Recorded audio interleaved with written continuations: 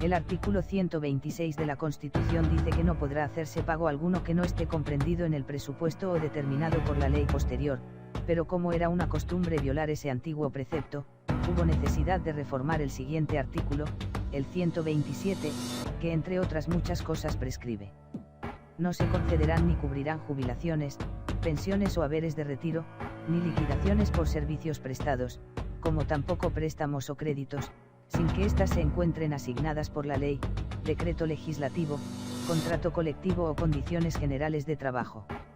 Enrique Ochoa Reza, actual presidente del Partido Revolucionario Institucional, cobró 1.206.000 pesos netos por haberse separado voluntariamente como director general de la Comisión Federal de Electricidad para aceptar un nuevo encargo presidencial, al margen de la función pública, luego de 2 años y 155 días de dirigir la paraestatal.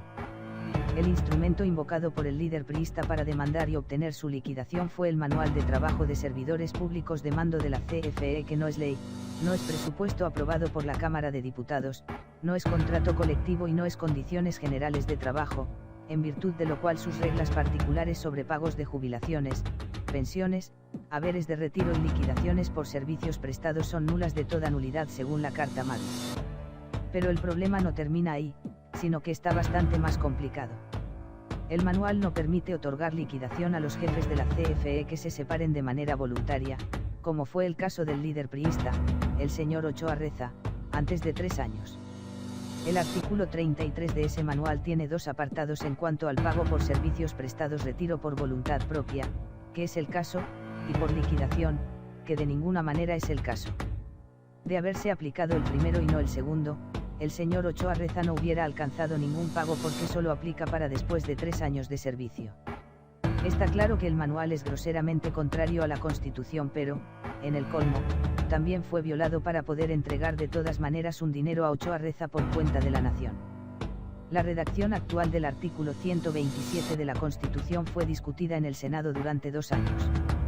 Yo fui quien redactó y presentó la iniciativa. Después estuvo congelada en la Cámara, donde tuvo que ser sacada de los cajones cuando los consejeros del entonces Instituto Federal Electoral IFE pretendieron aumentarse el sueldo, lo que provocó un escándalo. Finalmente, el decreto de reforma constitucional se aprobó en los estados y se publicó el 24 de agosto de 2009, junto con un plazo para que el Congreso emitiera la ley reglamentaria. A pesar de que el Senado aprobó un proyecto de ley en 2011, desde entonces el PRI y el PAN han olvidado ilegalmente la minuta y sigue sin que haya explicación alguna, al estilo mexicano. No obstante, el texto constitucional está vigente y debería ser respetado, pues contiene normas que no requieren interpretación alguna. Así como Ochoa Reza ha cobrado una liquidación inconstitucional y, en el colmo del abuso, contraria a las mismas reglas inconstitucionales de la CFE, hay muchos que lo hicieron antes y muchos más que, habiéndolo hecho, reciben además una pensión vitalicia. No solo son los expresidentes de la República, sino los exdirectores de organismos descentralizados. José Ángel Gurría, por ejemplo, fue empleado de Hacienda desde muy joven, y cuando después de pocos años en el cargo abandonó la dirección de Nacional Financiera, le contaron su antigüedad en la Secretaría para juntar años y aplicar un reglamento interno que otorga buenas pensiones por haber estado en el sector financiero.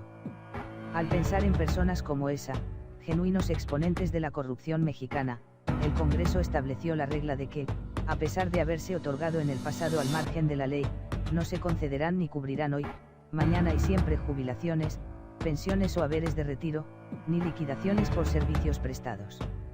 Respecto de la corrupción, Enrique Peña Nieto ha dicho que no hay alguien que pueda atreverse a arrojar la primera piedra. Es decir, que la corrupción está en todos y beneficia a todos. Esta es la idea que se ha querido implantar sobre ese lacerante fenómeno desde los años 50 del siglo XX, es un criterio netamente priista. Los gobernantes roban y arrojan escurriduras sobre algunos otros, funcionarios y particulares, para que formen parte de un modelo, como lo ha catalogado el mismo presidente de la República. Estamos seguros que Peña conoce ese modelo, que según los conceptos de él mismo, contiene una fórmula tendiente a culpar a todos de lo que ha sido una penetrante obra del poder. Quienes firmaron la autorización para pagar a Enrique Ochoa Reza su $1 y pico de pesos son Jaime Tadeo Castelán y Karine Slim, el primero es subgerente de Relaciones Laborales y el segundo es jefe del Departamento de Dictámenes, pero ambos tienen jefes que ordenan. El convenio fue registrado ante la Junta de Conciliación y Arbitraje, aunque no corresponda a la naturaleza de esa fraudulenta liquidación. Junto a Ochoa Reza, esas dos personas, por lo menos, deben ser sometidas a un procedimiento en el órgano interno de control de la CFE. El asunto tendría que llegar a la Secretaría de la Función Pública, a la Auditoría Superior de la Federación y al Ministerio Público. Así suelen tratarse esa clase de conductas en muchos países, pero como México no hay dos. Déjanos tu comentario en la parte de abajo. Si te gustó el vídeo deja tu like, no olvides suscribirte a nuestro canal, subimos vídeos todos los días. Hasta pronto.